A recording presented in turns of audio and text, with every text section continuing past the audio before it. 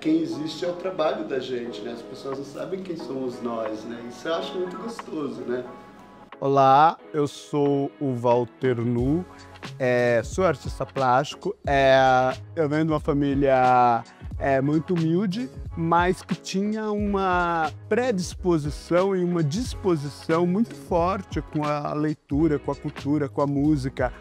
E foi percebido isso muito cedo, esse estímulo artístico em mim, né? E eu fui extremamente estimulado em casa. Eu lembro muito de desenhar no papel, naquele papel do pão, né? Que era tipo antigamente era uma seda, uma espécie de papel transparente. Então eu colocava aquele papel em cima das coisas e ia copiando, né? Eu fazia isso antes do pré-primário, é a lembrança que eu tenho. E eu lembro muito das pessoas, assim, me presenteando com lápis de cor. Eu ganhava muitos presentes nessa infância, né? Pré e pré-escola. Quando eu vou para a escola, eu já chego na escola desenhando, eu tenho essa lembrança, e já chego alfabetizado, quer dizer, eu já sabia escrever meu nome e já sabia ler, porque o meu pai tinha uma compulsão de comprar muitos livros, né?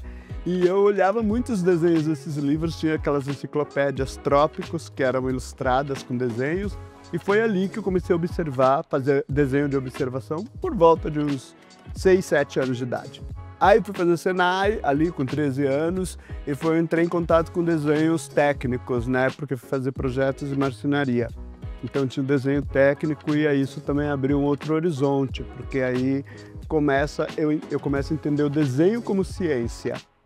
Né? E eu lembro que eu tive professores de desenho técnico que eram professores em universidades, que naquele período era uma coisa assim, extremamente distante para uma pessoa pobre ou mesmo para a classe média, né? Assim, a gente está falando dos anos 80, então o curso superior, ainda mais de arte, era uma coisa extremamente escassa no Brasil.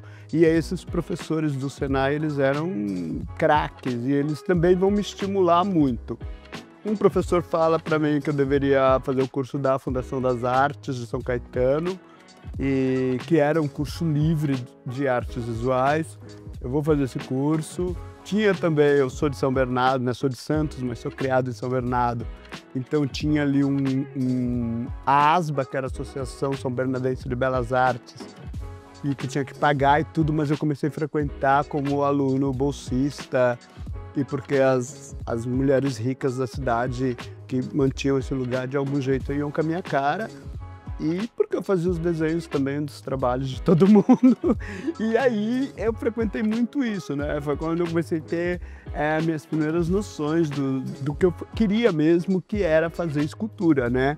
E ali também eu escuto alguém falar para mim que eu não ia ter como fazer escultura porque eu era uma pessoa pobre, e sendo uma pessoa pobre era muito difícil fazer escultura, porque eu deveria me dedicar ao 2D, às telas, que era uma coisa que dava para fazer na área de casa, mas para fazer escultura eu teria que ter um galpão, um forno, tudo aquilo, aprender a trabalhar com metais. Meu pai era mestre de obras, né?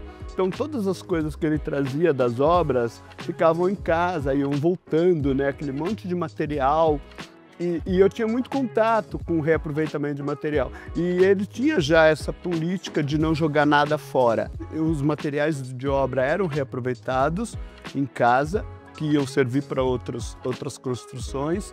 E eu acho que eu fui também pegando muito esse gosto por esses materiais, por olhar para o material e entender que ele podia ter um outro destino, já que eu sabia que eu não trabalharia com mármore, nem que eu não trabalharia com bronze, com as coisas que eu pensava que seriam legais para fazer uma escultura. O meu trabalho ele começa numa pesquisa com um livro, por exemplo, eu posso trazer esse aqui, que é da cultura Adinkra. Ele vai passar para um desenho, né, que seria isso, assim. Então aqui é o momento que eu estou no caderno, que eu vou pesquisar, e ele vai finalizar exatamente quando esse desenho se materializa, que é com a peça. Então, isso aqui, por exemplo, é alumínio reaproveitado, né, que tem na maioria dos computadores, né, principalmente os de carcaça de alumínio, e é uma peça contínua, ela não tem cola, ela não tem nada, ela começa aqui, ela vai subindo, e ela vai me dar o mesmo trabalho, por menor que ela seja, que uma peça gigante. Isso é uma descoberta pós-pandêmica, né? Então, esse processinho aqui, eu acho que ele é bem interessante, porque ele mostra que a Bíblia do artista é o caderno de desenho dele, na minha opinião, porque é onde você faz todas as anotações. E eu não vejo, assim, processualmente falando, né, a diferença nenhuma entre um artista e qualquer outro profissional de áreas diversas. Né? Eu não penso que o artista é um ser iluminado, que não. O artista é um ser que ele pesquisa muito. Né? Assim como o médico também não é um ser iluminado, assim como um advogado, um mecânico, qualquer uma outra área, para ela se manter no mercado, ela vai ter que pesquisar tendências novas, pesquisar o tempo todo. Então eu enxergo a arte num lugar de ciência, antes de mais nada. Então eu penso que qualquer pessoa que queira trabalhar com arte, né, ela está num movimento de economia, porque é como as pessoas me perguntam, às vezes, a arte dá dinheiro? Eu falo, dá, como também tem médicos que não estão ricos, tem engenheiros que não estão ricos, e tem artistas que estão ricos e tem alguns que não estão. Então é um lugar como qualquer outro, eu entendo assim, né? Você vai encontrar em todas as camadas profissionais da sociedade pessoas que estão ganhando muito dinheiro e pessoas que não estão e que muitas vezes dividem ali o mesmo canudo profissional.